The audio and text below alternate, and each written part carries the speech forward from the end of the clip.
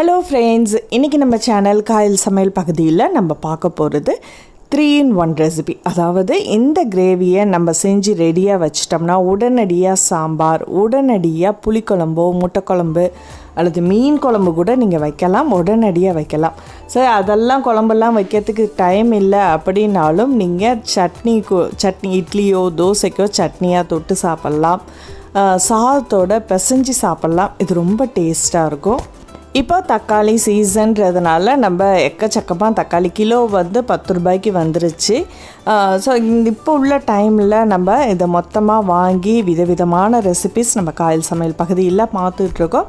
இன்றைக்கி அந்த வகையில் நம்ம இன்றைக்கி தக்காளியை வச்சு ஒரு கிரேவி மாதிரி செஞ்சு வச்சிட்றோம். இதை நம்ம ஒரு மாதம் வரைக்கும் அது வீணாக போகாது, ஸ்டோர் பண்ணி வச்சுக்கலாம். இப்போ வாங்க அதை எப்படி செய்யலாம் அப்படின்றத பார்ப்போமா. நல்ல பழுத்த தக்காளியாக எடுத்திருக்கேன், 1 கிலோ அளவுக்கு எடுத்து வச்சுருக்கேன். அதை நல்லா கொஞ்சம் மஞ்சத்தூள் போட்டு தண்ணியில் ஊற வச்சுருக்கேன். ஒரு 1/2 அன் ஹவர் ஊறட்டும். அந்த மேலே உள்ள பகுதி எல்லாமே சுத்தமாகறதுக்காக ஒரு 1/2 அன் ஹவர் ஊற வச்சுருக்கேன். அதுக்கப்புறம் இந்த மாதிரி மேல் உள்ள பகுதியை மட்டும் கட் பண்ணிவிட்டு நம்ம 4ஆக கட் பண்ணி இதில் ஒரு பவுலில் எடுத்து வச்சிடலாம். இதை நம்ம சின்னதாக கட் பண்ணணும்னு அவசியம் இல்லை, ஏன்னா நம்ம செக் பண்ணுறதுக்காக தான். தக்காளியில் நிறைய பூச்சிகள் இருக்கும், அதெல்லாம் எடுக்கிறதுக்காக தான் இப்போ நம்ம இதை 4ஆக கட் பண்ணி எடுத்து வச்சுருக்கோம். இதை ஒரு பெரிய பவுலில் போட்டுங்க.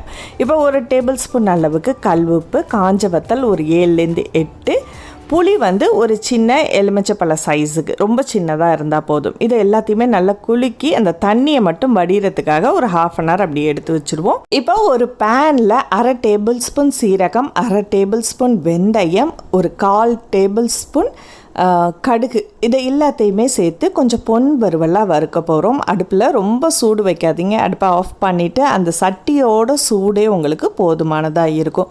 கொஞ்சம் நல்ல வாசனை வரும். இதை நல்லா வறுத்துட்டு ஆற வச்சுடுங்க, கருக விட்டுடாதீங்க. கருக விட்டிங்கன்னா அந்த டேஸ்ட்டே நமக்கு மாறிடும். அதனால் இதை கொஞ்சம் நல்லா வறுத்துட்டு அதை நம்ம தனியாக எடுத்து வச்சிடலாம்.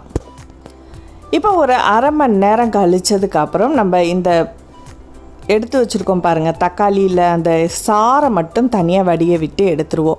இவ்வளோ தான் வருங்க, ரொம்பலாம் அதிகமாக வராது.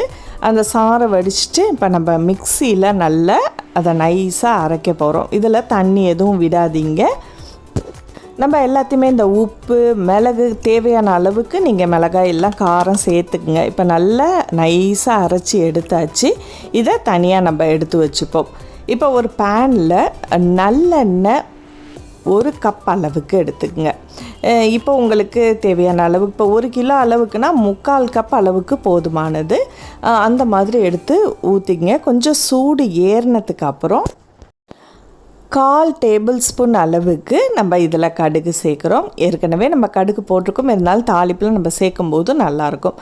இப்போ இன்னும் எக்ஸ்ட்ராவாக ஒரு 4-5 காஞ்ச வத்தல், நல்லா 8லேருந்து 10 அளவுக்கு பூண்டு, மஞ்சத்தூள் ஒரு 1/2 டேபிள் ஸ்பூன், தனி மிளகாய்த்தூள் ஒரு 1/2 டேபிள் ஸ்பூன், தனியா பவுடர் ஒரு 1/4 டேபிள் ஸ்பூன். இதை எண்ணெயிலே கொஞ்சம் வதக்கிடுங்க. நம்ம மிளகாய்த்தூள் போட்ட உடனேயும் நம்ம தக்காளியை விழுத உடனே சேர்த்துறணும், இல்லைன்னா உங்களுக்கு அது ரொம்ப கருப்பாயிடும். அதனால் நம்ம உடனே இதில் அரைச்சி வச்சுருக்க அந்த தக்காளி விழுத இதோட சேர்த்துடுவோம்.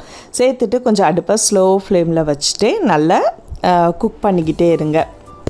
நல்லா அது நல்ல தொக்கு பதத்தில் அது ரெடி ஆகிட்டுருக்கு. இப்போ எக்ஸ்ட்ரா உங்களுக்கு தேவை அப்படின்னா உப்பு இதில் சேர்த்துக்கலாம். இப்போ நம்ம எடுத்து வச்சுருக்கிற அந்த சீரகம் வெந்தயம் பவுடரை தூள் பண்ணி எடுத்துக்கலாம். இந்த ஸ்டேஜில் இது கொஞ்சம் சூடு ஆனதுக்கப்புறம் அதை தூள் பண்ண பொடியை இதோட சேர்த்துக்கலாம். இது கிட்டத்தட்ட உங்களுக்கு தக்காளி தொக்கு மாதிரி இருக்கும். ஆனால் நம்ம தொக்குன்னா சாதத்துக்கு மட்டும்தான் பயன்படுத்திக்கிட்டு இருப்போம், அல்லது சட்னியாக தொட்டு சாப்பிட்றதுக்கு பயன்படுத்துவோம். ஆனால் இதை நம்ம ரெடி பண்ணி வச்சிட்டோம் அப்படின்னா உடனடியாக சாம்பார் வைக்கிறதுக்கோ அல்லது உடனடியாக புளிக்குழம்பு வைக்கிறதுக்கோ இதை நம்ம யூஸ் பண்ணிக்கலாம்.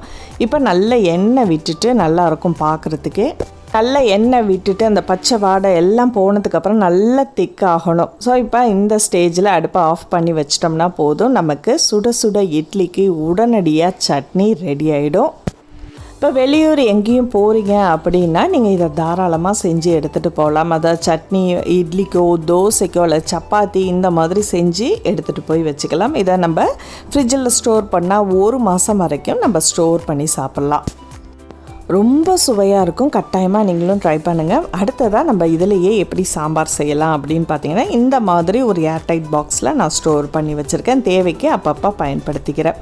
இப்போ நல்லெண்ணெய் கொஞ்சம் விட்டுருக்கேன். ஏற்கனவே உங்களுக்கு எண்ணெய் நிறைய அதில் இருக்கிறதுனால நம்ம இதில் எண்ணெயும் கூட கம்மியாக சேர்த்துக்கலாம். கடுகு போட்டு நம்ம மிக்ஸ் பண்ணதுனால இதில் கடுகு சீரகம்லாம் சேர்க்கணுன்ற அவசியமே இல்லை. காரத்துக்கு ஒரு 2 காஞ்ச வத்தல், கருவேப்பிலையை போட்டுட்டு இந்த கிரேவியை ஒரு 2 குழிக்கரண்டி அளவுக்கு இதில் சேர்த்துக்குங்க.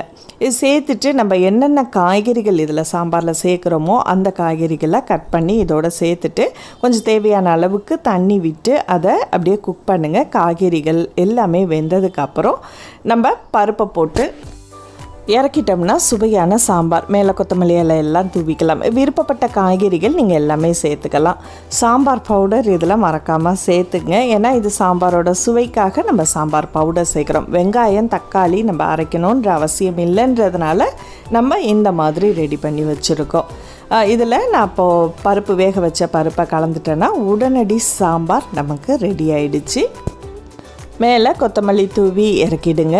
சுவையாக இருக்கும். சாத்துக்கும் சாப்பிட்றதுக்கு, இட்லிக்கும் சாப்பிட்றதுக்கு. இப்போ நம்ம உடனடியாக புளிக்குழம்போ அல்லது மீன் குழம்போ முட்டை குழம்போ வைக்கிறதா இருந்தால் இதே தான். உங்களுக்கு கொஞ்சமாக எண்ணெய் விட்டுட்டு அதில் இந்த கிரேவியை தொக்கை வந்து நீங்கள் ஒரு 2 குழிக்கரண்டி அளவுக்கு எடுத்து சேர்த்துக்குங்க. இதில் நான் தேங்காய் பால் விட்டுருக்கேன்.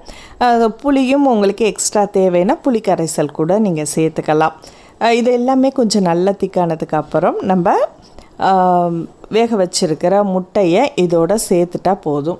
இருக்கிறதா இருந்தால் அந்த தொக்குலையே நீங்கள் வந்து அந்த காய்கறிகள் எல்லாத்தையும் வதக்கி எடுத்துட்டு அதுக்கப்புறம் தேங்காய் பால் சேர்த்துட்டிங்கன்னா சுவையான புளிக்குழம்பும் ரெடி. இப்போ நம்ம வேக வச்ச முட்டையை 4 கட் பண்ணி அதில் சேர்த்துருக்கோம்.